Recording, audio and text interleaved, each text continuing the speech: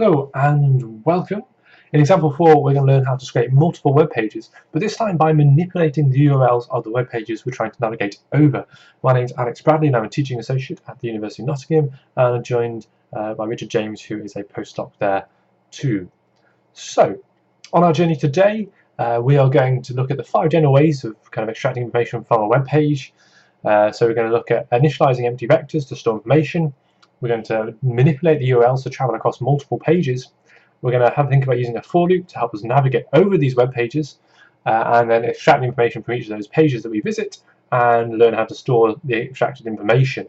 So many of these steps will be very, very similar to what you've seen in examples 2 and examples 3. Real difference is really how to navigate across pages when we're not just extracting the links off the pages and then visiting those links.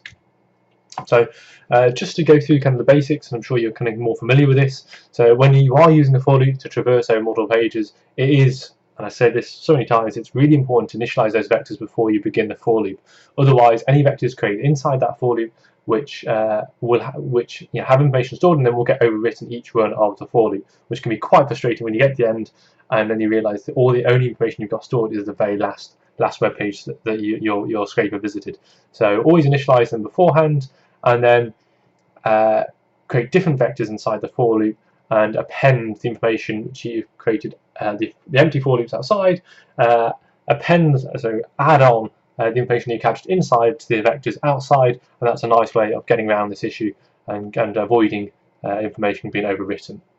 And again, that will be fleshed out a little bit more when we look at the R script after the PowerPoint.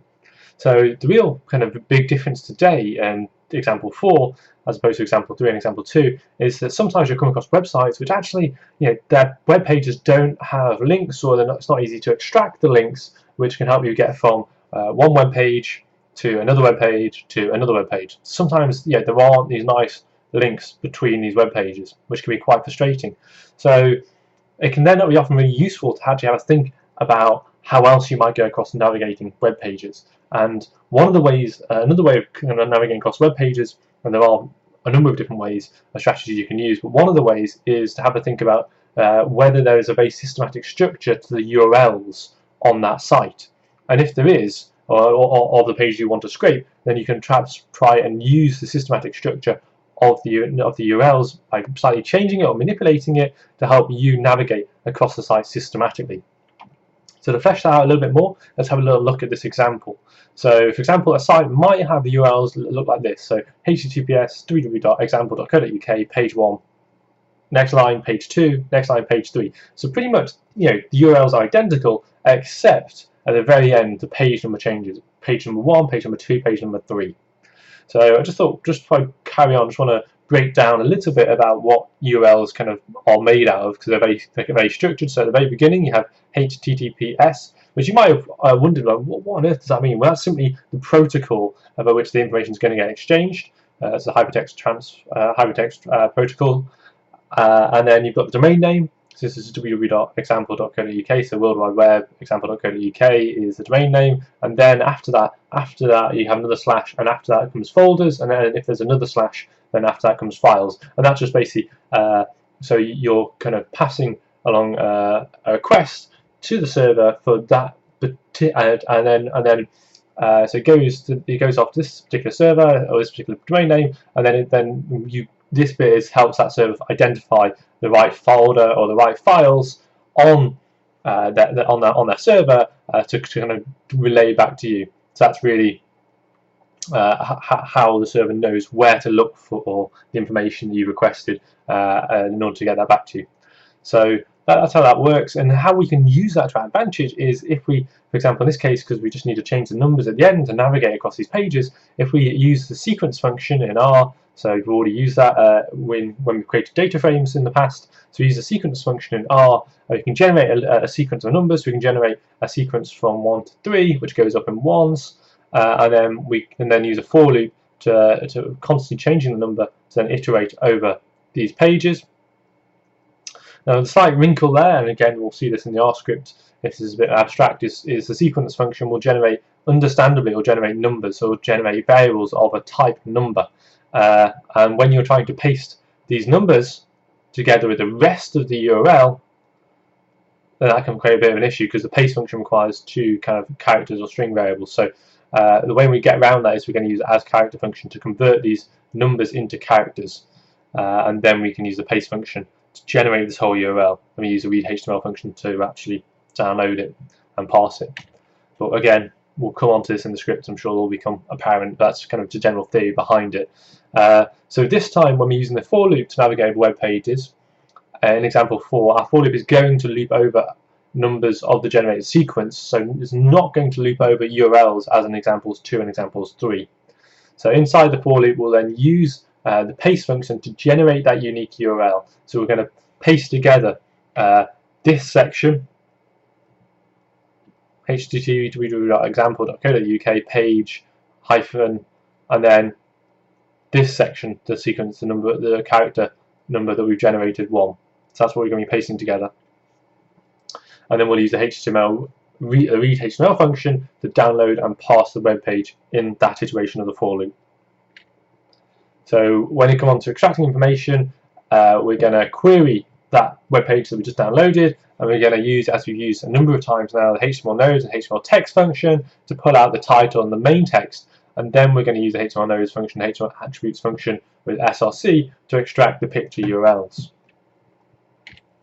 So the final part, a final challenge for us then, is to store this extracted information. Again, as I mentioned in examples 2 and 3, we're going to avoid information being overwritten by initializing those vectors outside the for loop, and then on each iteration of that for loop, appending the new information that's been captured and stored in vectors created inside the for loop to the vectors outside the for loop to avoid that problem of overwriting. And again, should all become more apparent when we look through the R script. So if you haven't already, do check out the OSF website and download the web scraping example 4 script. You can also find the presentation for today in there as well if you want to run through that again.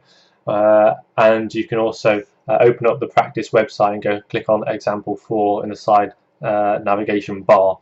So I'll just give you a moment to click on those items and to download those scripts, and then we'll go to R and have a talk through the script.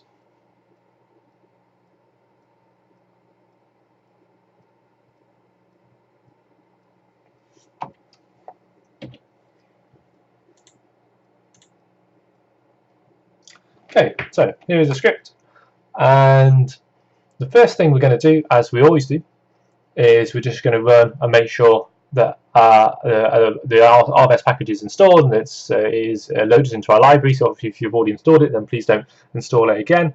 And as you can see, I've already ran this line of code today. You can see that RBEST is already on the packages tab, is already ticked, so it's already loaded into my library. But if you haven't already, please do highlight that line and then run that line if you haven't. So we'll then go ahead and initialize our vectors. So these are the vectors we're initializing outside the for loop, and we've done this many times now in examples 2 and 3, and you can see up here you've got the main text, the picture and the title all as null empty vectors. So that's good, so that's initialized. Here is the actual web pages that we're going to be looping over today, and in this example I'm actually just going to go over these two. And I want you, the exercise for exercise 4 is to you to alter this script but make it go over all 4 pages. So have a go at doing that. But in this example, we're just going to go over the first 2 web pages just for kind of brevity and quickness. So the way in which we're going to navigate over those pages, because we're not following links today, is we're going to generate our own sequence of numbers, and the way in which you do that is this little function here. So the first thing to note is that we're using the sequence function, and the sequence function is going to start generating number for us at 0 and finish generating number for us at 1, and it's going to go up in increments of 1.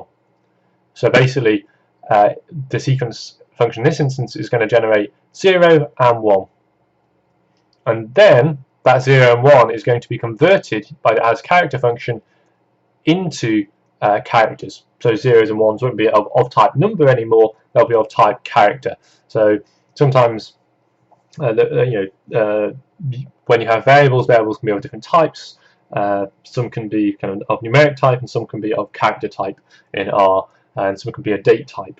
but in this instance we want it to be of character type, so when we use a later function, the paste function, which is down here, the paste function is much happier dealing and placing together two characters, or two sets of strings, so two characters type variables. And then we're going to save this 0 and 1 in character type to this name that we've created here called pages. So we've assigned 0 and 1 to pages. In step 4, we're just going to iterate over, not the links this time, but over the number in pages. So because there's two numbers in pages, there's 0 and there's 1, I is going to become 0 on the first run through the code, and then I is going to become 1 on the second run through in the code. And this means that the code inside the for loop is going to run twice. And again, I do apologise if there's any R users listening, because this is going to be a little bit slower, just going through some of the stuff you may already know, but hopefully it should be really useful for those who have never really encountered R. So we're then going to have a look at the for loop. So the for loop itself has the keyword for, open up the brackets, and I've got I, and again we could have called that anything we wanted to. I is just something that's going to take kind of the information that's stored in pages in the first element and the second element of pages. So I could be called anything, it could be Y, it could be T, it could be elephant, it could be anything, and then you got the keyword in, and then we got pages, which relates to this character vector that we've got up here.